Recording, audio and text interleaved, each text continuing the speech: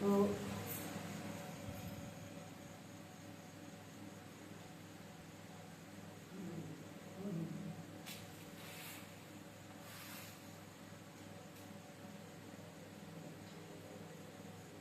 बिल्कुल बिल्कुल बताएंगे आपको, प्रश्न कुंडली का विचार में बताएंगे, है ना।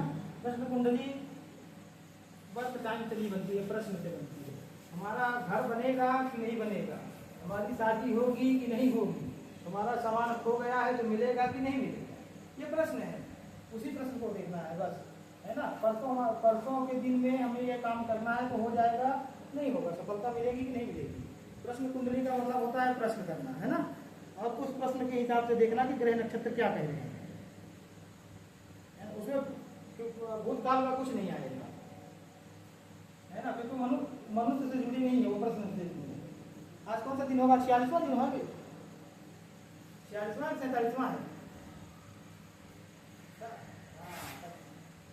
सिखा होगा रखा इन्होंने, क्या बोलते हैं। तो उस दिन हमने शुभ योगों की बात किया था, आज हम कुंडली में बनने वाले अशुभ योगों की बात करेंगे, है ना। कुछ अशुभ योग आज लेंगे, कुछ अशुभ योग अगले क्लास में लेंगे, है ना। अशुभ योग को ही दोष कहा जाता है, दोष कोई अलग से नहीं होता, है ना। जो कुंडली में अशुभ योग बनते हैं उसी को दोष कहा जाता है ना। तो पहला हम ले लेते हैं जो सबसे ज्यादा प्रभावित भी करता है और सबसे ज्यादा लोगों के कुंडली में बन भी जाता है ना। पहला जो दोष है उसको हम कहेंगे विष दोष। अब विष दोष किससे बनता है, हाँ, चंद्र और शनि की युति से विष दोष बनता है ना। विष दोष का प्रभाव क्या होता है,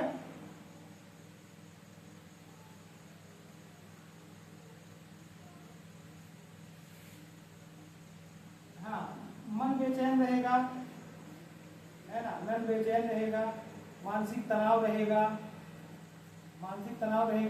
है ना। जहर से खतरा होगा ऐसे लोगों को, विष दोष बनने का मतलब है कि ऐसे लोगों को जहर से खतरा होता है, ऐसे लोगों को सांप वगैरह भी काट सकते हैं, है ना। विष वाली चीज जहर से खतरा होता है, हाँ, जल से भी खतरा होता है ऐसे लोगों को, जल से भी खतरा। चंद्रमा जल के कारक है ना, तो ऐसे आदमी पानी में डूब सकते हैं, ऐसा नहीं, जरूरी नहीं कि डूब ही जाएंगे, पर डूब सकते हैं ऐसे। मानसिक तनाव सबसे ज्यादा, जो सबसे ज्यादा है मानसिक तनाव। व्यापार में हानि, चंद्रमा व्यापार के भी कारक होते हैं कुछ हद तक, है ना। व्यापार में हानि, मन एक जगह लगता ही नहीं, मन अशांत रहेगा, कहीं भी एक जगह। ऐसा व्यक्ति भीड़ में भी अकेला होता है, कहीं भीड़ में भी है तो भी अकेला ही रहेगा, ऐसा व्यक्ति भीड़ में भी अकेला रहता है। सब लोग उसके आजू बाजू बैठे हैं ना, तब भी वो अकेला ही रहेगा अंदर से। कहीं भी जाएगा तो भी अकेला ही रहेगा, हमेशा ऐसा व्यक्ति अंदर से अकेला रहता है ना। अकेला बैठेगा, अकेला महसूस करता है, उसके मतलब उसके मन की जो खुशी है, प्रसन्नता है, वो गायब हो जाती है ना। उसका दिमाग अपने आप चलता रहेगा, समझ रहे हैं। आप बैठे हैं, आप अपने में ही चलेगा। आप बैठे हो हमारे साथ में, तो दो चार बातें हमने बोल दी तो आपने भी बोल दिया, नहीं तो आपका मन चल रहा है, कहीं और चल रहा है। अब बैठे तो यहाँ हो लेकिन मन आपका कहीं और चल रहा है ना।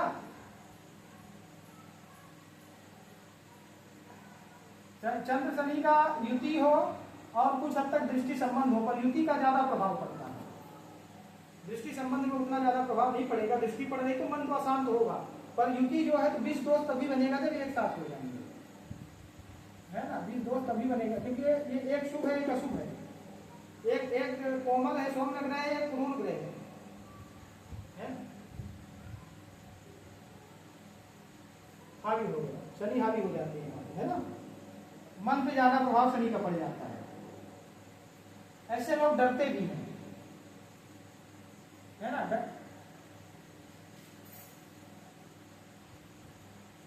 हाँ, वृषभ राशि में अगर चंद्रमा बैठे हैं, उच्च की राशि पे हैं, तो कम असर करेगा, है ना। किसी भी दोष में जब वो दोष का स्वामी स्वराशि पे होगा, स्वराशि पे हो, है ना, उच्च राशि पे हो,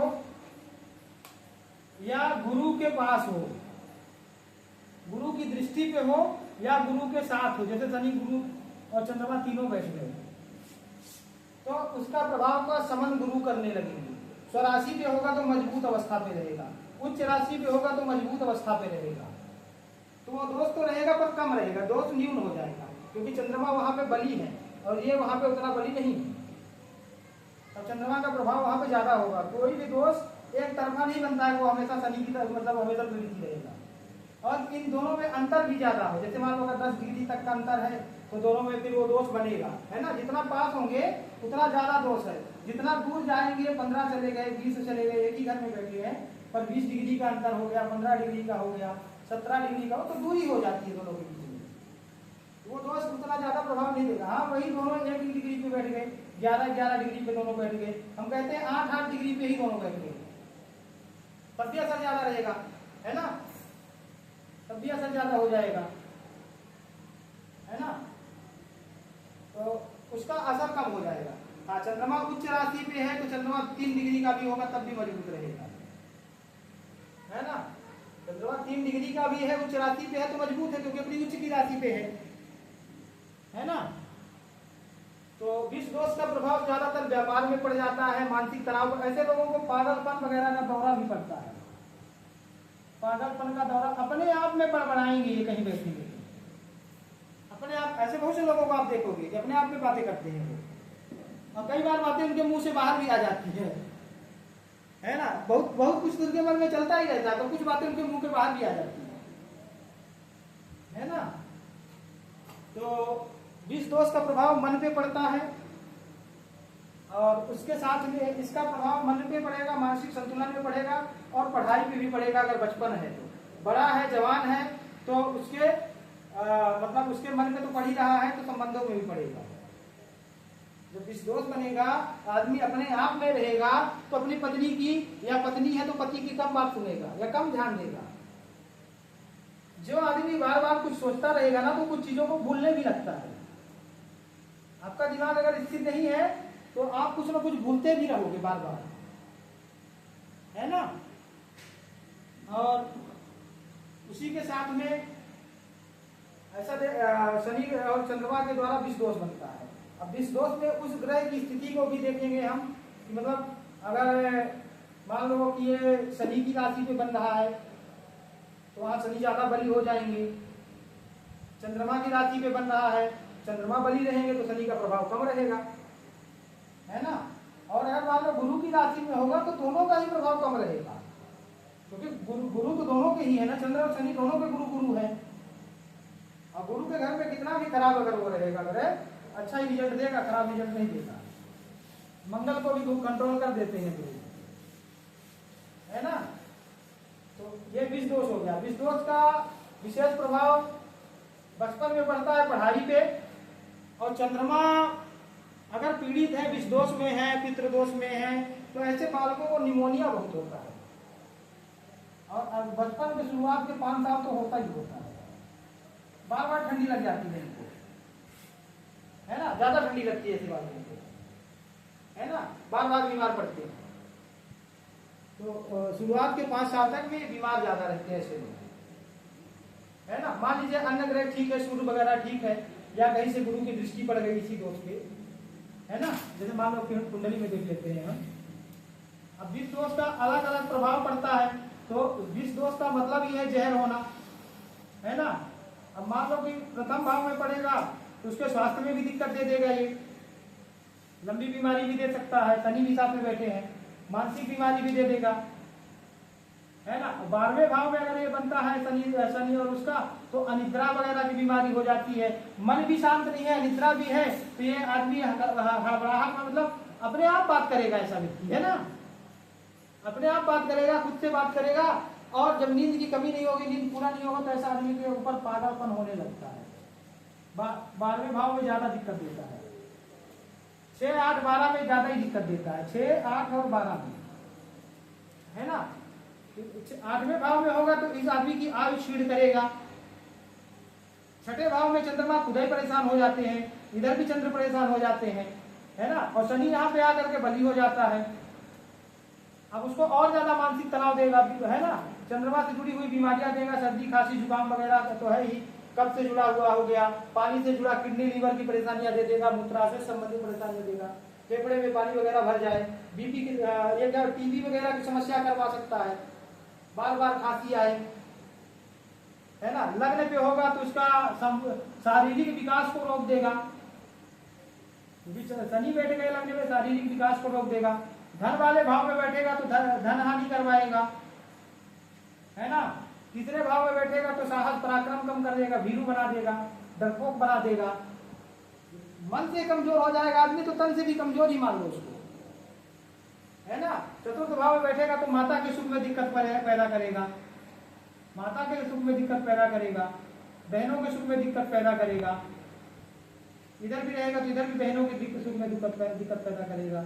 सुख सुविधा का जो साधन है उसको इकट्ठा नहीं करने देगा, उसमें देरी करेगा, उसमें परेशान करेगा। पंचम भाव में बैठेगा तो पढ़ाई में दिक्कत पैदा करेगा, पढ़ाई में मन नहीं लगेगा। सप्तम भाव में बैठेगा तो जीवन साथी को और स्वयं को दोनों को दिक्कत देगा, शादी विवाह के लिए भी देरी करेंगे, शनि यहाँ बैठ जाएंगे तो, है ना। 6, 8, 12 तो खराब है। भाग्य भाव में विस्तोष बनेगा तो भाग्य साथ नहीं देगा। कर्म भाव में बनेगा तो कार्य वगैरह में, व्यापार वगैरह में घाटा करवाएगा, है ना। कार्य में पैसे वगैरह भी फंसा देगा, कर्म क्षेत्र में पैसे फंस जाएंगे, है ना। इधर होगा तो इधर पैसे फंस जाएंगे, इधर होगा तो कुटुंबी लोगों को पैसा दे करके परेशान हो जाएगा, इधर होगा तो अपने दोस्तों को दे देगा, मित्र का भाव है, दोस्तों को पैसा दे करके दुश्मनी कर लेगा उनसे, है ना। हाँ, इधर बैठा है तो धर्म कार्यों में पैसा खर्च करवाएंगे, इधर बैठे हैं तो इधर बैठेंगे तो इधर व्यय का तो भाव ही है ये। इधर बैठेंगे तो सुख सुविधा वगैरह में पैसा खर्च होगा, अतिरिक्त पैसा खर्च होगा, या किसी अपने परिवार कुटुंबी वगैरह को दे देंगे तो वापस नहीं होगा। माता का प्रभाव भी बढ़ जाएगा, माता भी को भी कष्ट मिलेगा। अगर चंद्र बहुत ज्यादा ही कमजोर है तो माता का प्रभाव बढ़ जाएगा। ऐसा व्यक्ति माँ के पल्लू से बंधा ही रहता है, फिर अपनी बीवी को परेशान करेगा, है ना। तो ये कहीं से भी ठीक नहीं। इधर बैठेगा तो नींद, अब मान लो बीवी की कुंडली सही है, इनकी कुंडली में दोष है, तो फिर लड़के की कुंडली में दोष है, लड़की की कुंडली में थोड़ी ना दोष है। परेशान तो दोनों होंगे पति पत्नी, पर ये परेशान करेगा ना उनको ज्यादा। तो विष दोष किसी भी भाव में शुभ नहीं है, ये मान लीजिए, है ना। किसी भी भाव में विष दोष का बनना ही शुभ नहीं है। और चंद्र पीड़ित होने से मन पीड़ित हो जाता है, और मन पीड़ित होने से आधे से ज्यादा परेशानियां तो चली गई, आधे से ज्यादा तो परेशानियां शुरू हो गई वहीं से, है ना। क्योंकि सूर्य, चंद्र और लग्न ये तीनों ना हाँ, मन के हारे हार है, मन के जीते जीत है। तो ये तीनों चीजें ना हो तो ही अच्छा है। सूर्य, चंद्र और लग्न ये तीनों मजबूत रहेंगे तो चीजें ज्यादा ग्रहण कर पाएगा आदमी, ठीक है। तो हमने बता दिया आपको विष दोष को विष दोष हो गया, ये बनता है चंद्र और शनि की युति से, है ना। दूसरा जो दोष है, जो प्रमुख बहुत सी कुंडलियों में देखा जाता है, और बहुत से लोगों को डरा भी देते हैं लोग कि तुम्हारी कुंडली में बन रहा है, जबरदस्ती भी बता देते हैं, यानी तुम्हारी कुंडली में ये दोष बन रहा है। क्या कहते हैं? पितृ दोष, इसको कहते हैं पितृ दोष। पितृ दोष, और इसी को कहा जाता है ग्रहण दोष। थोड़ा सा ग्रहण दोष का प्रभाव अलग है, उसको हम आपको अलग ही समझा देंगे, पर आप इसको भी ग्रहण दोष कह सकते हैं। और पितृ दोष का बनता, चंद्रमा क्या है, पितरों के भी कारक होते हैं। चंद्र पितरों के भी कारक होते हैं। जो हमारे पितर हैं, क्योंकि हमारे पितरों का निवास स्थान क्या है, चंद्रलोक है। पितृ निवास क्या है, चंद्रलोक है ना। और चंद्रमा पितरों के कारक होते हैं। तो पितृ दोष बनेगा किससे?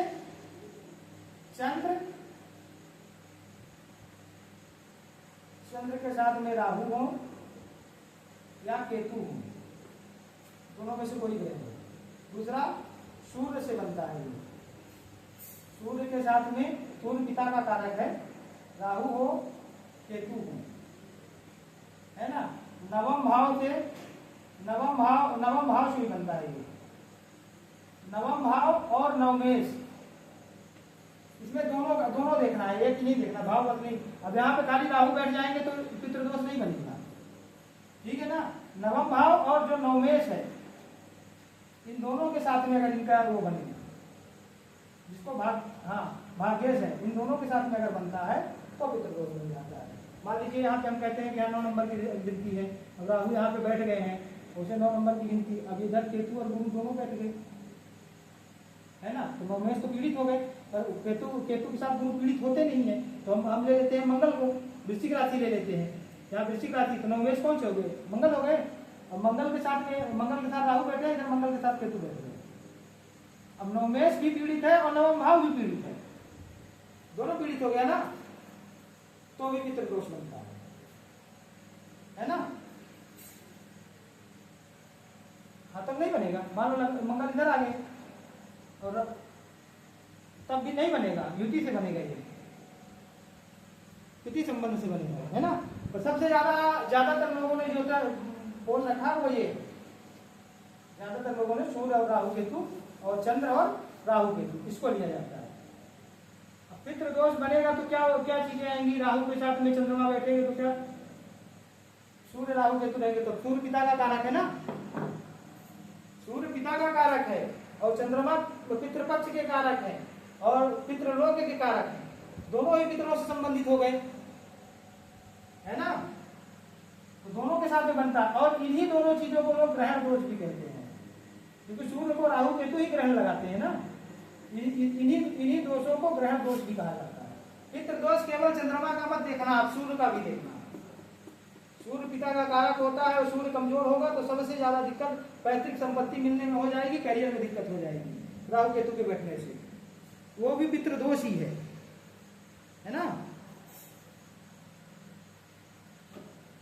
ये इसको थोड़ा बना देते हैं, इसको थोड़ा वो हो जाता है, दिख रहा है बराबर बोर्ड, हाँ वो सामने हम वो बंद कर दिए थे बोलना ना। तो ग्रहण दोष बनने से क्या होगा, मानसिक परेशानी, सूर्य से बनेगा तो, चंद्र से बनेगा तो मानसिक परेशानी, बोर्ड चल नहीं रहा है क्यों, है ना, समझ में आ रहा है, चंद्र से बनेगा तो मानसिक परेशानी, कार्यों में अवरोध, वो भी बताएंगे, कार्यों में अवरोध, मानसिक परेशानी होगी, कार्यों में अवरोध होगा, मन अशांत रहेगा, चंद्रमा के साथ बनेगा तो ज्यादा दिक्कत ये देगा, है ना, कार्य में बाधा होगी, है ना, दुर्घटना होने का योग बनते हैं, दुर्घटना होगा, मानसिक बीमारियां होंगी, पागलपन आएगा, विवाह में देरी होगी, पुत्र संतान में देरी होगी, कन्या हो सकती है तो पुत्र संतान में देरी होगी, है ना, विवाह में देरी होगी, विवाह के लिए रिश्ते वगैरह नहीं बन पाएंगे, है ना। और उसके साथ में अन्य चीजों को देखें तो माता के स्वास्थ्य में दिक्कत आएगी, माता के स्वास्थ्य में भी दिक्कत आएगी, है ना। और सूर्य व्यापार में दिक्कत आएगी, सूर्य के साथ बनेगा तो मान सम्मान की हानि होगी, मान सम्मान की हानि होगी, करियर में दिक्कत आएगी, करियर ग्रोथ नहीं होगा, बार बार प्रयास करके भी सफलता नहीं मिलती, तो क्यों नहीं मिलती है, पितृदोष बनने के कारण, है ना। पितृदोष के बनने 2-4 नंबरों से लोग पीछे रह जाते हैं किसी एग्जाम में, पूरा तैयारी कर रहे हैं पर 2-4 नंबरों से पीछे हो रहे हैं, बार बार हो रहे हैं, है ना। क्रोध आएगा, कार्यों में बाधा होगी, पिता को कष्ट होगा, पिता के कारक है ना, नौकरी में परेशानी होगी, अपने जो सीनियर पर्सन है उनके साथ में बार बार झगड़े होंगे, है ना, सूर्य पिता का कारक होता है, पिता के स्वास्थ्य में बाधाएं आएंगी, ठीक है। और इन सभी चीजों का प्रभाव हर भाव में पड़ेगा, इसके अलावा भी हर भाव में पड़ेगा, धन भाव में पड़ेगा तो धनहानि भी होगी, क्योंकि जो ग्रह जिस घर में बैठते हैं उस घर में कुछ ना कुछ तो अपना प्रभाव देते ही हैं, तो जिस घर में बैठेंगे उसमें भी दिक्कत पैदा करेंगे, यहाँ बैठेंगे तो भाई बहनों के उसके साथ में उसके भाई बहनों को भी दिक्कत दे रहे हैं, इधर बैठेंगे तो कुटुंबी लोगों को भी दिक्कत देंगे, धन को लेकर दिक्कत देंगे, धन का भाव है भाई, माता को इधर हो रही युति तो माता पिता को होगा, माता को कष्ट होगा, पिता को भी होगा, आमने सामने देख भी तो रहे हैं। 6, 8, 12 में हुआ तो ज्यादा ही दिक्कत होगी, चंद्रमा तो एकदम ही पीड़ित हो जाते हैं फिर इसमें, है ना। अब इसमें भी वही चीजें हैं कि अगर चंद्रमा उच्च राशि पे है तो प्रभाव थोड़ा कम होगा, सूर्य उच्च राशि में है तो बहुत कम प्रभाव होगा, ये मान लीजिए। सूर्य उच्च की राशि है, राशि में है तो फिर सूर्य राजा है। बली है अगर ग्रह ना तो राहु को कंट्रोल कर लेंगे, अगर बली नहीं है तो फिर राहु ग्रहण लगा ही देंगे, क्योंकि राहु को वरदान मिला हुआ है ग्रहण लगाने के लिए वरदान मिला हुआ है सूर्य चंद्रमा को, है ना। तो पितृ दोष बनता है तो शादी विवाह में दिक्कतें, दुर्घटनाएं बहुत होती है, बार बार दुर्घटनाएं होती है। पितृ दोष का निवारण है ना, पितृ शांति करवाइए, तर्पण करवाइए, गया जी में पिंडदान करवाइए, पितृ शांति, पूजा पाठ, इसका सब चीजों का उपाय है। उपाय ऐसा कुछ नहीं है। अब इसमें वहां बच्चों की कुंडली में है अगर तो उनके माता पिता करें उनके लिए उपाय। सबसे पहले तो चंद्र की उपासना करिए, चंद्र के मंत्र का जाप करिए, पूजा पाठ करिए, चंद्र के मंत्र का जाप, शिव जी की पूजा करिए, चंद्रमा से बन रहा है तो, है ना, शिव जी की पूजा करिए। पितृपक्ष में भागवत वगैरह करवा दीजिए, भागवत मूल पाठ करवा दीजिए। ऐसे लोगों को भगवत गीता के पांच मंत्र तो रोज ही पढ़ने चाहिए। बच्चों की कुंडली में है तो माता पिता को करना चाहिए। भागवत पुराण नहीं पढ़ सकते आप, भगवत गीता का तो पाठ करिए कम से कम 5 मंत्र का। पितृपक्ष आए तो अपने पितरों का तर्पण वगैरह करिए, है ना। बहुत ज्यादा परेशानी है तो फिर आप क्या करिए कि पितृ मोक्ष के लिए लोग गया जी जाते हैं, है ना, पिंडदान करने तो गया जी जा करके वहां पिंडदान करवा दीजिए, है ना। पितृ गायत्री मंत्र का जाप करिए, पितृ गायत्री मंत्र भी होता है, उसका जाप करिए, है ना। या तो फिर गया जी जा करके पिंडदान करवा दें, गया जी में पिंडदान होता है पितरों के मोक्ष के लिए। या तो फिर नहीं जा सकते हैं कहीं, मान लो महाराष्ट्र का आदमी है तो गया बिहार में है, कैसे जाएगा, जाते तो हैं, है ना, पर नहीं जा सकते तो त्रिपिंडी श्राद्ध करवा दो। इसका उपाय है त्रिपिंडी श्राद्ध, त्रिपिंडी श्राद्ध करवा दो। और उसके साथ में जब पितृपक्ष आए तो भागवत मूल पाठ करवा दो, भागवत का मूल पाठ करवा दो, बस होगा। भागवत मूल पाठ करवा देना चाहिए पितरों के लिए। पितृदोष बना तो भागवत जी का मूल पाठ करवा दो, एक ब्राह्मण कर लेता है, आप ये अनुष्ठान होता था ही होता है ना। और अगर उसके साथ में इसका ओम नमो भगवते वासुदेवाय मंत्र का जाप भी करवा दिया जाए। अन्य उपाय करने हैं तो पीपल के पेड़ को जल दिया करें, थोड़ा तिल मिला करके, पीपल के पेड़ को जल दिया करें, रोज दिया करें। दिन विशेष से मतलब नहीं है, रोज दिया करें, है ना। उनकी परिक्रमा करें, एक माला ओम नमो भगवते वासुदेवाय मंत्र का जाप करें, पितृ गायत्री मंत्र का जाप करें, अपने आप ठीक हो जाएगा। सभी चीजों का उपाय है ना, उपाय करना पड़ेगा। उपाय हम आपको सब चीजों का लिखवाएंगे, है ना।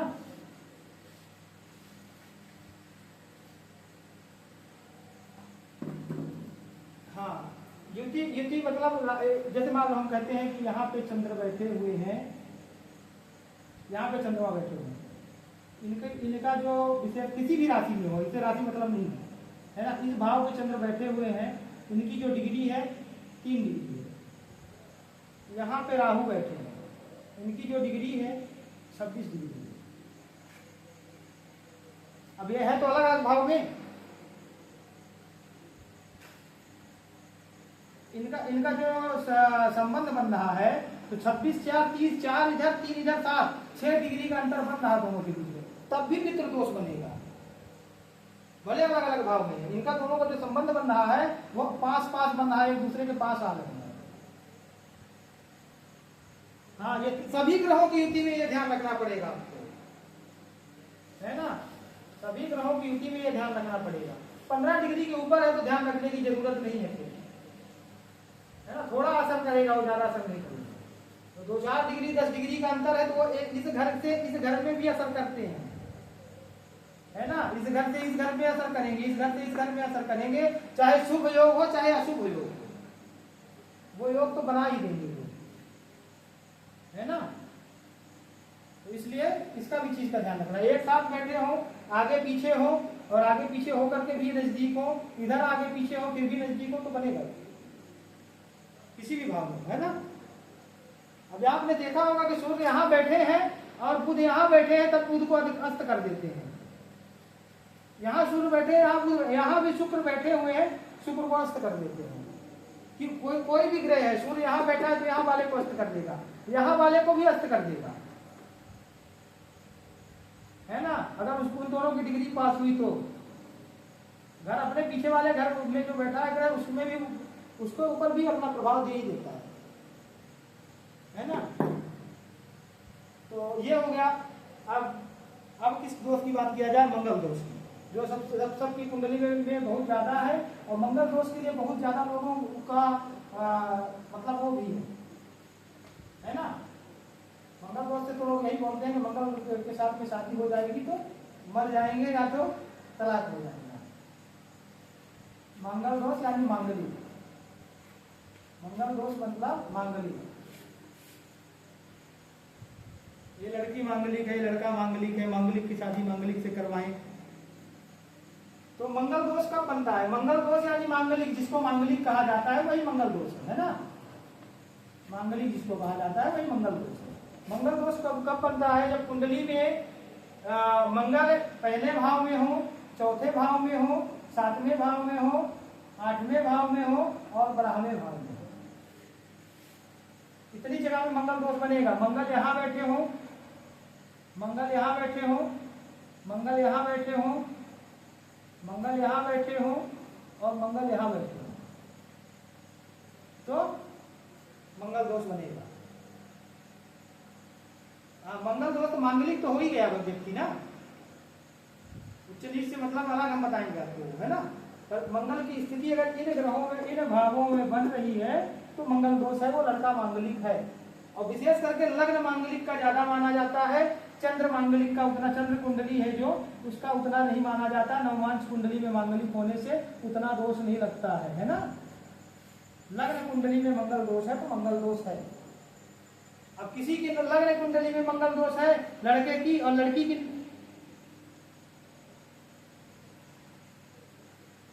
ये सब में वही भाव है, नवमांश में भी वही भाव है, 12 ही होते सभी में,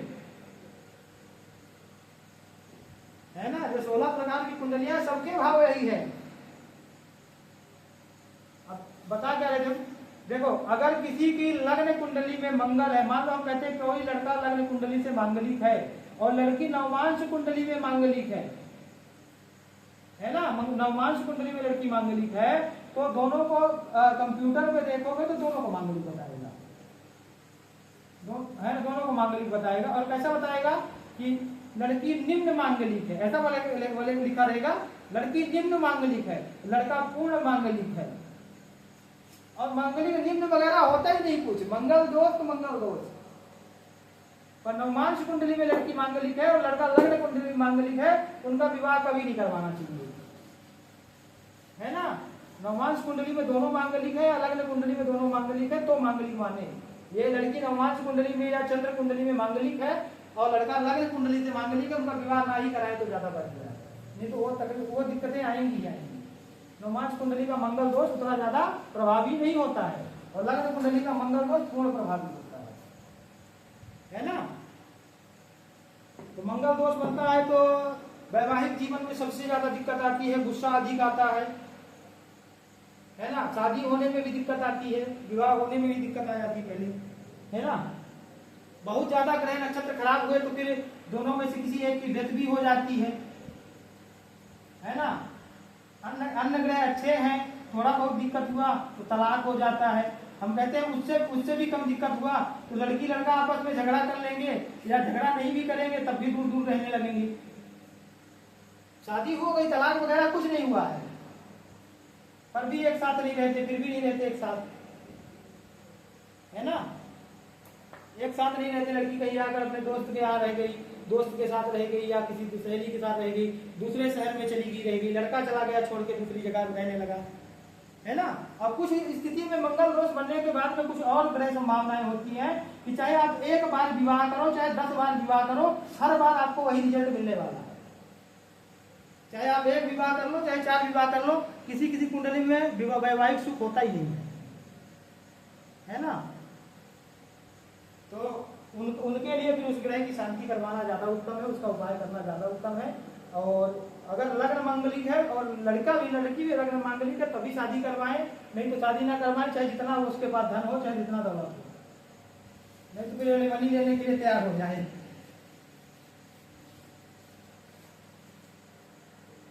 हाँ, मांगलिक दोष का निराकरण है। कहते हैं लोग कि मंगलनाथ मंदिर में जाकर के पूजा करवा दो, मंगल दोष की पूजा करवा दो, पर ढंग से किया जाए, मंगल का मंत्र जाप किया जाए, उपाय किया जाए, लड़का स्वयं उपाय करे, लड़का लड़की दोनों उपाय करे, तो कोई भी चीज का ऐसा नहीं है कि कोई चीज का समाधान नहीं है। समाधान सब चीजों का है, पर करे वो शादी कराए ही ना, कराए ही ना। नॉन मांगलिक लड़की की शादी बिल्कुल ना कराए, चाहे जितना उपाय करवा लिया गया हो। क्योंकि देखो, अग्नि को अग्नि ही काट सकती है, अग्नि को अग्नि ही काट सकती है, जल को जल ही काट सकता है ना। अग्नि और जल का संबंध कभी नहीं बन सकता है, अग्नि और जल का संबंध कभी नहीं बन सकता। मंगल दोष होने से आदमी के स्वभाव में क्रूरता आ जाती है, और जब दोनों क्रूर होंगे ना तो एक दूसरे के ऊपर हावी नहीं होंगे। तो दोनों अग्नि तत्व पे हो जाएंगे ना, तो एक दूसरे के ऊपर हावी नहीं होंगे। अरे तुम शेर हो तो हम सवा शेर हैं, समझ रहे हैं ना। तो ठीक है, और मान लो लड़का अग्नि तत्व का है, लड़की जल तत्व की हो रही है, मतलब नहीं है मंगल दोष। इसमें मंगल दोष है तो अग्नि तत्व तो बढ़ ही गया, है ना। और जल तत्व की मतलब सौम्य स्वभाव की लड़की है, लड़का उसके ऊपर हावी हो जाएगा, हमेशा हावी हो जाएगा।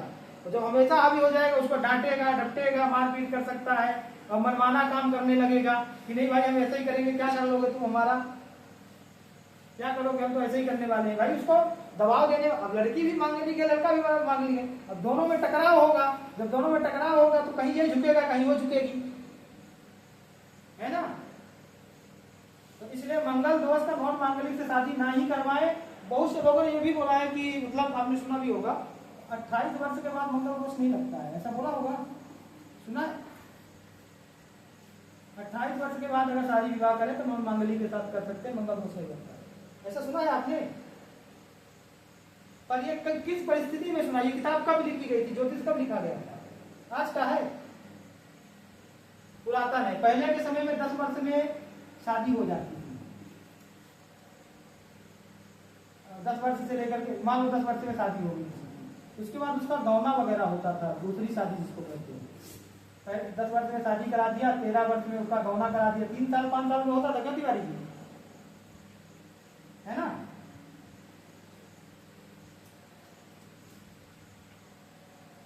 इतना लंबा समय नहीं लेते, 3 साल 5 साल 7 साल, 3 साल 5 साल 7 साल, 14-15 साल का नहीं लेते थे। तो मान लीजिए 3 साल पकड़ लिया है ना, कि 3 साल का गौना ले लिया, 13 वर्ष की आयु में दोनों का विवाह हो गया। दोनों क्या थे, बालक थे, 13 वर्ष की आयु में दोनों बालक थे, उतना ज्यादा दोनों नहीं थे वो परिपक्व, है ना, बालक थे। और अब जब शादी हो गई तो 2-3 साल में बच्चे हो जाते थे, 15-16 तक पहुंचने तक उनके बालक हो गए। अब 20-25 जब तक जवान अवस्था आती है, 20 वर्ष के बाद तो आदमी बहकता है। 18 से लेकर के और जो ये 26 तक की उम्र है ना, ये सबसे खराब उम्र है। 18 से 26 तक की उम्र सबसे खराब उम्र है, बल्कि 16 से ही पकड़ लूंगा। 16 वर्ष की आयु तक 1-2 बच्चे हो जाते थे, 18 वर्ष तक की आयु में जाते लगे 2 बच्चे हो गए हैं। अब मंगल खून जब गर्म होता है तब मंगल और ज्यादा गर्म होता है, और जिसकी 10 वर्ष की में शादी हो गई उसका खून कितना ही गर्म रहेगा। क्यों तिवारी जी, क्यों तिवारी जी, सही बात है ना। जिसका 10 वर्ष की आयु में शादी हो गई है जिन लोगों की, उनका मंगल कितना भी हाई रहेगा, खून का कारक है, खून ही तो हाई होता है। तो तब वो क्या होते थे कि जब 28 वर्ष पहुंचने तक तो उनकी शादी को 16 साल बीत गए। मान लो 10 में शादी हुई, 13 में उनका गमना हुआ, 15 साल तब भी तो बीत गए। अब 15 साल विवाह को बीत गए हैं, उनका जो खून की गर्मी थी वो तो सब बाहर हो गई ना। तो बोलते 28 वर्ष की बाद मंगल दोष नहीं लगता है, वो उस समय का था। आज के डेट में 26 वर्ष में शादी होती है, 28 वर्ष में शादी होती है, 30, 32 वर्ष में शादी होती है। तो कभी भी न माने कि हम 30 साल का हो गया तो मंगल दोष नहीं लगेगा, खूब मंगल दोष लगेगा, भरपूर लगेगा।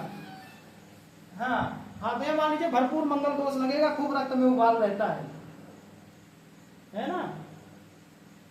और अगर नहीं हो, अगर होता है तो ये बताइए, 28 साल में, 25 साल में, 26 साल में शादी हुई, 3 साल के बाद, 4 साल के बाद उनका तलाक क्यों हो रहा है? बहुत से कैसे आप देखोगे कि वो 35 साल के दोनों हैं, उनका तलाक हो रहा है।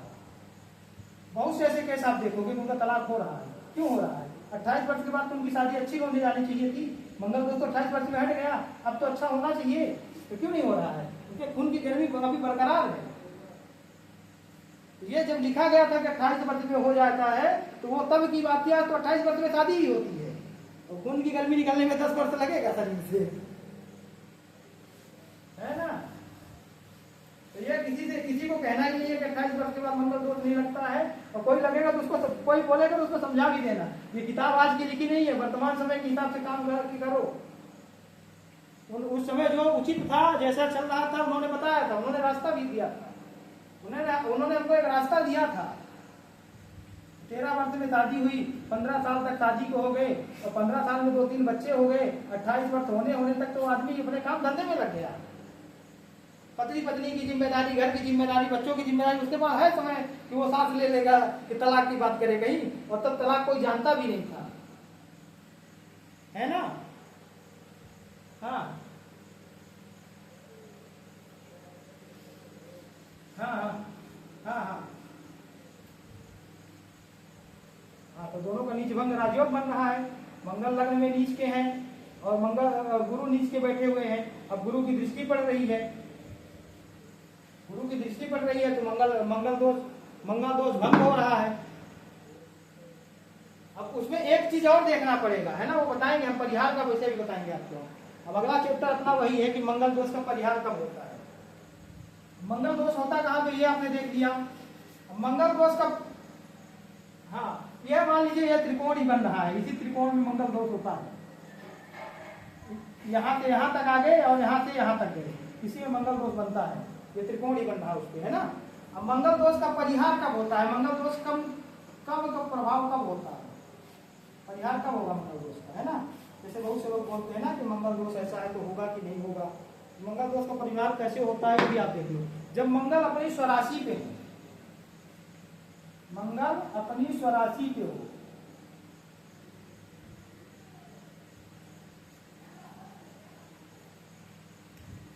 स्वराशि पे हो, कौन कौन से भाव में? पहले भाव में और चौथे भाव में। इस भाव में मंगल अपनी स्वराशि में 1 नंबर 8 नंबर पे हो, इस भाव पे मंगल अपने स्वराशि में 1 नंबर 8 नंबर भाव पे हो, तो मंगल दोष कम लगेगा, है ना? पहला तो ये हो गया, मंगल दोष का परिहार होता है ना? अब उसके बाद और भी बताएंगे, पूरा ये मत समझ लीजिए कितने में ही हो जाएगा, है ना? मंगल अपनी स्वराशि पे होगा तो कम का अर्थ है मतलब थोड़ा बहुत ना होगा दिक्कत, ज्यादा दिक्कत नहीं आएगी, बात तलाक तक नहीं चल जाएगा, ज्यादा दिक्कत नहीं देगा, है ना? अब इसमें एक चीज और है कि जिससे पूरी तरह से मंगल दोष हट जाएगा, वो भी बताएंगे आपको हम, है ना? मंगल दोष एक नंबर और 4 नंबर पे, 1 नंबर और 8 नंबर पे हो, मतलब पहले घर और चौथे घर में अपनी स्वराशि का हो, है ना? और 7वां घर जो है, जो 7वां घर है, सप्तम भाव पर मंगल उच्च की राशि का हो, मंगल उच्च की राशि पे हो, सप्तम भाव पे, उच्च राशि यानी मकर राशि पे। इधर जिस वाले भाव पे मंगल बैठे हैं पर वो अपनी उच्च की राशि पे हैं, तो मंगल दोष नहीं लगेगा। इसमें 1-8 में है, मंगल दोष नहीं लगेगा, 1-8 में मंगल दोष नहीं लगेगा, एक उच्च राशि पे है, मंगल दोष नहीं लगेगा, है ना? और उसके बाद में मंगल अष्टम भाव में गुरु की राशि पे है, मंगल जो अष्टम भाव पे है, अष्टम भाव पे गुरु की राशि पे है, हाँ, धनु नहीं तो मीन, हाँ, धनु या तो मीन, धनु यानी 9 नंबर और मीन यानी 12 नंबर, गुरु की राशि पे होंगे तो मंगल दोष नहीं लगेगा। 12वें घर में मंगल अगर शुक्र की राशि पे हो, मंगल अगर शुक्र की राशि 2 और 7 पे होगा तो भी मंगल दोष नहीं लगेगा। ये हो गया, ये चीजें आपने समझ गए। पहले घर में मंगल 1 और 8 नंबर पे हो, है ना? हाँ, इसको हम इधर कोने में कर लेते हैं। मंगल अगर पहले प्रथम भाव में, तो बोर्ड बराबर नहीं चलता ना, बराबर चल नहीं रहा, ऐसा लग रहा है। प्रथम भाव में 1 और 8 यानी 84 पे हो, चतुर्थ भाव पे 84 पे हो, है ना, 84 पे हो, 1 नंबर 8 नंबर पे हो। सप्तम भाव में उच्च का हो, सप्तम भाव में उच्च का हो, 10 नंबर की राशि पे हो। और अष्टम भाव में गुरु की राशि पे हो, 9 और 12 में। और 12वें भाव पे, द्वादश भाव जिसको कहते हैं, द्वादश भाव पे शुक्र राशि पे हो 2 नंबर और 7 नंबर पे, तो मंगल दोष नहीं लगता। पहला हो गया।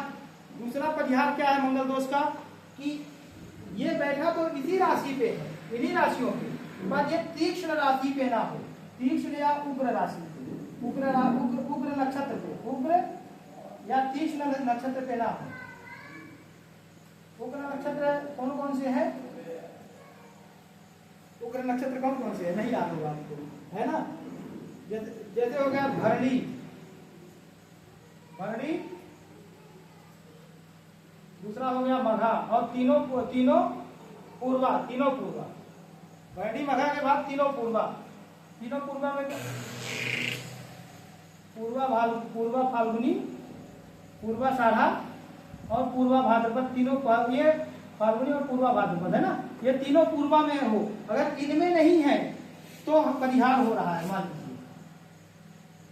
अगर इनमें बैठा है तब भी परिहार नहीं होगा, भले वो 84 पे हो, पर इन नक्षत्रों पे नहीं है तो परिहार हो रहा है ना। दूसरा क्या है, तीक्ष्ण नक्षत्र में भी ना हो। तीक्ष्ण नक्षत्र जो है मंगल, उस पे भी ना बैठे।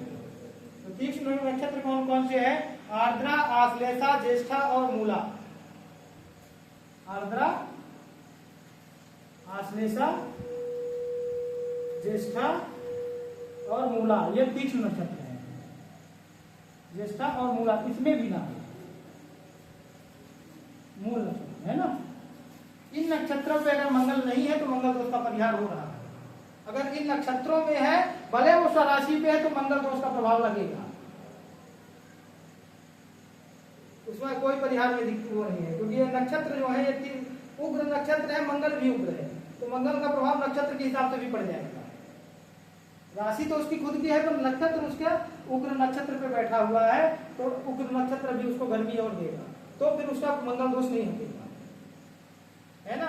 मंगल दोष का परिहार इसके आधार पर होता है, ठीक है। अब इसके अलावा अगर देखा जाए तो गुरु के साथ मंगल बैठा हो, मंगल गुरु के साथ बैठे हो, और मंगल का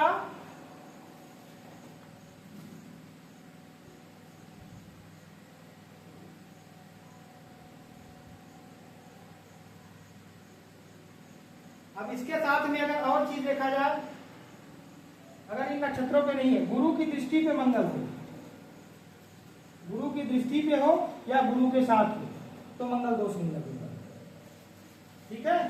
तो मंगल दोष,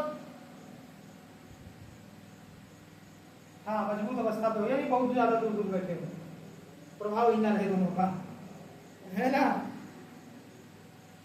अब ये हो गया। अब इसके अलावा ये चीजें आप जान लो, ये भेज देंगे हम आपको, वीडियो में भी सेव हो गया होगा।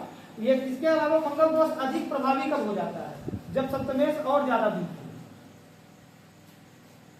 सप्तमेश ज्यादा कमजोर होगा तो मंगल दोष ज्यादा प्रभावी हो जाएगा।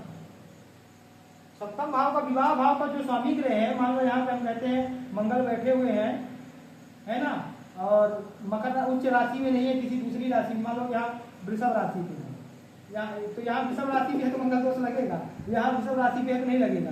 मान लो मिथुन राशि पे मंगल यहाँ बैठे हैं, अब मिथुन राशि का स्वामी ग्रह बुध होता है, और बुध कहीं कुंडली में कमजोर अवस्था पे बैठा है, तो मंगल दोष और भी ज्यादा लगेगा।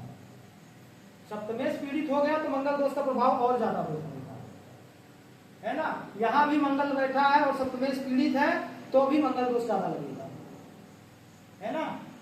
सप्तम भाव में पाप ग्रह बैठे हुए हैं, मंगल दोष बन रहा है तो भी मंगल दोष का ज्यादा असर होगा, है ना। सप्तमेश अगर पीड़ित है तो ठीक है। अब मान लो मंगल इन राशियों में बैठा है, नक्षत्र उग्र नक्षत्र पे बैठा है, पर सप्तम का भाव मजबूत अवस्था पे है, और यहाँ पे कोई शुभ ग्रह बैठे हैं, जैसे शुक्र हो गए, चंद्र हो गए, गुरु हो गए, तो मंगल दोष का परिहार कर देंगे, भले वो तीव्र नक्षत्र पे बैठा है ना। सप्तम भाव में अगर शुभ ग्रह है, सप्तमेश मजबूत है, और सप्तम भाव में भी शुभ ग्रह बैठे हैं, तो मंगल दोष का परिहार कर देंगे। अगर मंगल इन राशियों में है तब, अलग राशियों में है तो मंगल ही रहेगा, मंगल दोष बना ही रहेगा, है ना। अगर वो इन राशियों में मंगल बैठा है और उग्र नक्षत्र पे है, पर सप्तमेश मजबूत है, और या तो नवमांश कुंडली का चतुर्थ भाव, नवमांश कुंडली जो होती है उसके चौथा भाव अगर शुभ ग्रहों से युक्त है या कोई भी ग्रह नहीं है, चौथा भाव या तो खाली है नवमांश का, या तो वहां पे शुभ ग्रह बैठे हैं, तो मान लीजिए कि मंगल दोष का परिहार होगा। उस पर भी दृष्टि ये इन्हीं राशियों के होने चाहिए, फिर नक्षत्र का दोष नहीं लगेगा। अगर ये सही है, सप्तम भाव का चौथा मतलब सुख का होता है ना, सप्तम नवमांश कुंडली का चौथा भाव, और सप्तमेश मजबूत है, तो मंगल दोष में कमी आएगी। अगर मान लो कि यहाँ भी मंगल दोष बन रहा है और नवमांश कुंडली में चतुर्थ भाव में कोई क्रूर बैठ गए, राहु वगैरह बैठ गए, राहु हो गए, है ना, केतु हो गए, है ना, शनि हो गए वगैरह, कोई कुछ भी हो गए, यहाँ मंगल दोष बन रहा है, और यहाँ पे क्या बोलते हैं, कोई क्रूर ग्रह यहाँ पे भी बैठ गया, या ये भाव कमजोर हो गया, तो फिर मंगल दोष बहुत ही ज्यादा है ना। ऐसे लोगों का फिर तलाक हो ही जाता है ना। आयु का निर्धारण केवल इससे नहीं करेंगे कि मंगल वर्ष खराब होने से कोई मर ही जाएगा, मरता नहीं है, दूरियां होती है, विवाह विच्छेद होता है, टकराव होता है, ऐसा नहीं होता है कि मर जाए। चंद्र मंगल दोनों बैठ जाएंगे तो फिर वो दिक्कत देने वाला हो जाएगा। मंगल दोष तो बन ही रहा है, और चंद्रमा और बैठ गए तो फिर वो पत्नी को मारपीट करेगा, ज्यादा ही करेगा, है ना।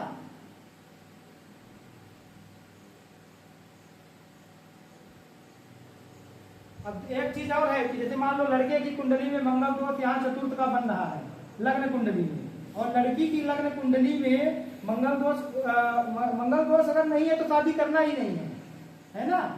पर मंगल दोष उसका मान लो यहाँ इसका बन रहा है चतुर्थ का, उसका बन रहा है अष्टम का लड़की का, है ना, या फिर द्वादश का बन रहा है। ये थोड़ा सा कम प्रभाव करते हैं ना, अष्टम द्वादश वाले करते तो ये भी है, शादी ब्याह के उतना ज्यादा दिक्कत नहीं। लग्न का मंगल ज्यादा होता है, चतुर्थ का मंगल ज्यादा होता है, सप्तम का मंगल ज्यादा होता है ना। तो मान लो कि लड़की का मंगल कमजोर है या किसी कारण से वो है, पर लड़की के चौथे भाव में कोई क्रूर ग्रह बैठा हो, यहाँ इसका मंगल यहाँ पे बैठा है, यहाँ बैठा है, यहाँ बैठा है, यहाँ कोई भी बैठा है, तो लड़की के चतुर्थ भाव में राहु केतु शनि या सूर्य में से कोई ग्रह बैठा होगा तो मंगल को कंट्रोल, हाँ मंगल बैठ जाएगा तब तो परिहार ही हो जाएगा। दोनों की कुंडली में मांगलिक से मांगलिक हो गया ना, लड़के का भी मंगल दोष यहाँ बन रहा और लड़की का भी नहीं बन गया तो तब तो परिहार ही हो गया ना। फिर तो दोनों मांगलिक हो गए, शादी करवाओ आराम से। पर मान लो यहाँ मंगल दोष बन रहा है और इधर कोई क्रूर ग्रह बैठा है इसकी कुंडली में, तब भी मंगल दोष का परिहार होगा, बशर्ते लड़की मांगलिक हो चाहे यहाँ की ही मांगलिक हो। ऐसा नहीं लेना है कि मंगल दोष नहीं है, यहाँ केवल और केवल यहाँ पे राहु केतु शनि बैठ जाएंगे तो मंगल दोष का परिहार होगा, तो नहीं होगा।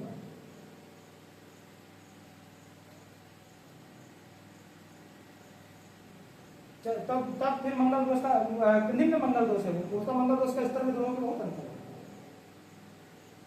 तो मंगल दोष के स्तर में दोनों के अंतर हो जाएगा ना, क्योंकि मंगल भी तो यहाँ पीड़ित हो जाते हैं।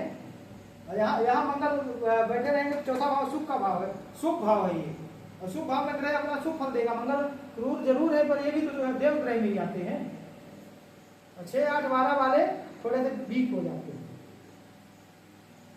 है ना।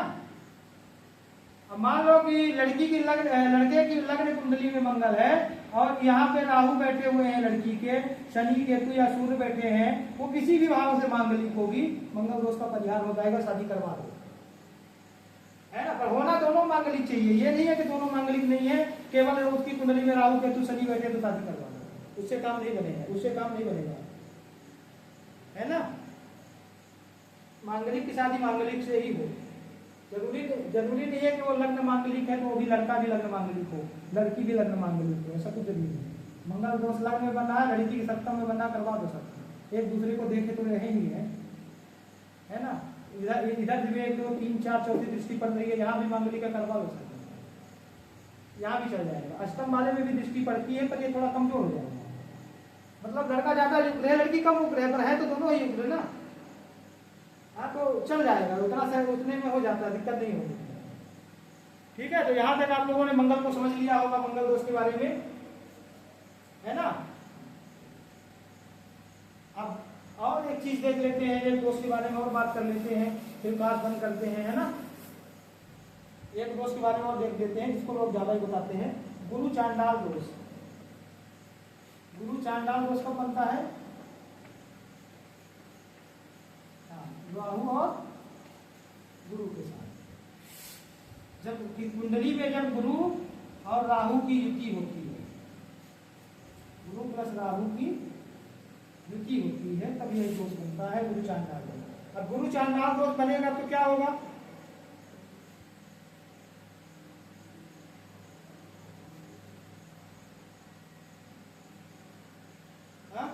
गुरु पहले तो शिक्षा में दिक्कत पैदा करेंगे, फिर ये कारक है विवाह के, तो विवाह में दिक्कत पैदा करेंगे, फिर धन में दिक्कत पैदा करेंगे, फिर स्वास्थ्य में दिक्कत पैदा करेंगे। गुरु के कारक भाग्य में दिक्कत पैदा करेंगे, भाग्योदय नहीं होने देंगे। नवम के भी तो कारक है गुरु, आय में दिक्कत पैदा करेंगे। हाँ, धर्म कर्म में दिक्कत पैदा करेंगे, समझ रहे हैं ना। तो इन सब चीजों में, शिक्षा में, विवाह में, धन में, स्वास्थ्य में, भाग्य में, और उसके साथ में आय में और धर्म में, सब चीजों में दिक्कत पैदा करेंगे राहु। अगर गुरु चांडाल दोष बन रहा है तो यह सब चीजें, ऐसा आदमी धार्मिक नहीं होता है, अधार्मिक हो जाता है। तो कुछ स्थितियों में यहाँ पे भी ये है कि गुरु चांडाल दोष में परिहार हो जाता है। कब होगा? कुछ थोड़ा सा समझिए। दूरी बने रहेगी तो कम होगा असर, वो भी ठीक बात है। दूसरा, गुरु उच्च की राशि पे हो, गुरु स्वराशि में हो, तब राहु को कंट्रोल कर लेंगे, है ना। गुरु उच्च की राशि पे हो और फिर राहु के साथ बन रहा है तो गुरु को कंट्रोल कर लेंगे। उच्च राशि पे गुरु होगा तो भी कंट्रोल कर लेंगे, है ना। और उसके साथ में देखा जाए, अगर मतलब सबसे गलत प्रभाव कब पड़ता है? जब ये 6 8 12 में बन जाता है। ये 6 8 12 में जब ये योग बनता है तब और ज्यादा दिक्कत देने वाला योग बनता है गुरु चांडाल दोष, है ना। 6 8 12 में अगर होगा या गुरु नीच के होंगे, है ना, तो ज्यादा दिक्कत पैदा करेगा। राहु बली हो जाएगा, राहु बली हो जाएगा तो फिर बुद्धि भ्रष्ट कर देगा, बुद्धि भ्रष्ट कर देगा ऐसे इंसान। तो गुरु चांडाल दोष राहु गुरु से बनता है, गुरु उच्च राशि में है, स्वराशि में है, तो गुरु अपना सपोर्ट कर लेंगे। और इसी में अगर एक आध ग्रह गुरु के मित्र ग्रह हैं, मित्र ग्रहों की दृष्टि पड़ रही है तो भी सपोर्ट कर लेंगे, भले उच्च राशि नीच राशि में हो। बल प्राप्त हो रहा है ना गुरु को, राहु का, गुरु को अपने शुभ ग्रहों का बल प्राप्त हो रहा है, तो फिर इसके असर में कमी कर देंगे, पूरी तरह से नहीं होगा, है ना। पर अगर मान लो कि गुरु नीच राशि पे स्थित है, 6 8 12 में युति बन रही तो ज्यादा ही प्रभाव देगा। और ऐसे व्यक्ति को बार बार पेट में दिक्कत आएगी, है ना। अब गुरु चांडाल दोस्तों, गुरु राहु को, अब गुरु केतु एक साथ बैठ गए तो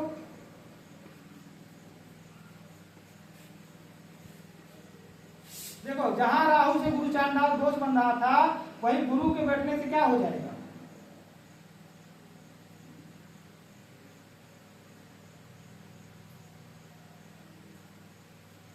इसको कहते क्या है? धर्म ध्वजा योग, इसको कहेंगे धर्म ध्वजा योग। ऐसा व्यक्ति विद्वान होता है, ऐसा विद्वान होगा, परिश्रमी होगा, है ना, और मतलब यात्रा करने वाला होगा, धार्मिक चीजों में रुचियां लेगा, है ना, सम्मानित होगा, दयालु किस्म का होगा, अपने शत्रु को भी ये देगा, राय देगा तो अच्छी राय देगा, खराब राय नहीं देगा। अपने मित्रों को तो अच्छी राय देता है, ये सभी को ही देते हैं, पर ये अपने शत्रु को भी राय देगा तो अच्छी ही राय देगा, खराब राय नहीं देगा, गलत रास्ता नहीं बताएगा, है ना। परोपकारी होता है ऐसा व्यक्ति। 6 8 12 में होगा तो कम असर करेगा, ऐसे व्यक्ति तीर्थ यात्रा वगैरह करते रहते हैं, धार्मिक यात्रा वगैरह करते रहते हैं, और ऐसे व्यक्ति जो है दान दक्षिणा भी करते रहते हैं, है ना। और अब ये किसी न किसी एक विषय में विद्वान हो जाते हैं, प्रकांड विद्वान, एक विषय के ये प्रकांड विद्वान बन जाएंगे। कोई ना कोई एक विषय ये बहुत अच्छे से पढ़ेंगे, उसके बारे में अच्छी जानकारी रखेंगे, है ना। और ऐसे व्यक्ति मान सम्मान के साथ धन भी कमाते हैं, बुढ़ापा भी इनका अच्छा जाता है, और वृद्धावस्था में बहुत ज्यादा धार्मिक हो जाते हैं। वृद्धावस्था में बहुत ज्यादा ये धार्मिक हो जाते हैं, धर्म कर्म का कार्य ज्यादा करने लगते हैं। ऐसे व्यक्ति या तो मंदिर बनवाएंगे, ऐसे व्यक्ति अपने जीवन काल में मंदिर बनवाएंगे, या नहीं व्यवस्था बन रही तो कम से कम एक मूर्ति की प्राण प्रतिष्ठा जरूर करवा देंगे, एक मूर्ति कहीं ना कहीं स्थापित जरूर करवा देंगे, है ना। बैठने के लिए, लोगों के बैठने के लिए चबूतरे वगैरह का निर्माण करवाएंगे, पेयजल की व्यवस्था करवाएंगे धार्मिक स्थानों पे, है ना। धर्म में रुचि रखते हैं ऐसे व्यक्ति, धार्मिक होते हैं, और ऐसे व्यक्ति एक तरह से मान लीजिए कि विद्वान भी होते हैं। सब चीजें अच्छी हैं। गुरु के साथ केतु का संबंध खराब नहीं होता है, खराब केवल राहु के साथ होता है ना। ठीक है, जितना समझ में आ गया होगा। तो गुरु चांडाल दूत बनेगा गुरु और राहु से, ना कि गुरु और केतु से नहीं बनेगा, है ना। गुरु और केतु से धर्म ध्वजा योग बनेगा। अब वो अलग बात है, वो उसको अगले उस पे लेंगे, वो श्रापित दोष है। ठीक है, आज का विषय इतना काफी है। इसको आप एक